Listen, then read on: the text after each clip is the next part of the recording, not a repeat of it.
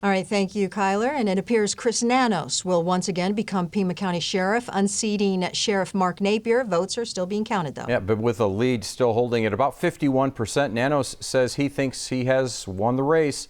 9 on your side's Brian Brennan has more from Nanos on his plans for the job. Nanos said the race was a contentious one and at times things got ugly, but today when we spoke to him, he wanted to focus on moving forward and the future for the Sheriff's Department. Chris Nanos served a year as interim sheriff before losing the job to Sheriff Mark Napier 4 years ago. After this election day, it appears he's winning it back.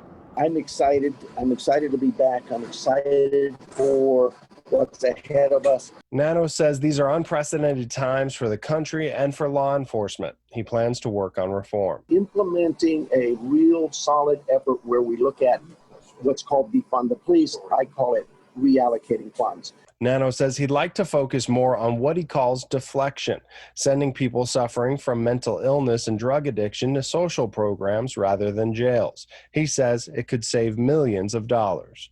Those funds could be used and better serve not just them, but better serve the taxpayer and the community by simply saying, take those inmates that are nothing more than a mental illness or drug addiction problem, and give them to the actual experts, those in the medical field. He says other changes can come in the way of equipment, including the implementation of body cameras. Today's world, everybody has a camera, we know that, and so why wouldn't we want to get the other side of the story? That other side might confirm exactly what we saw in the first video camera, but it also may give us another perspective to say, okay, there is more to this.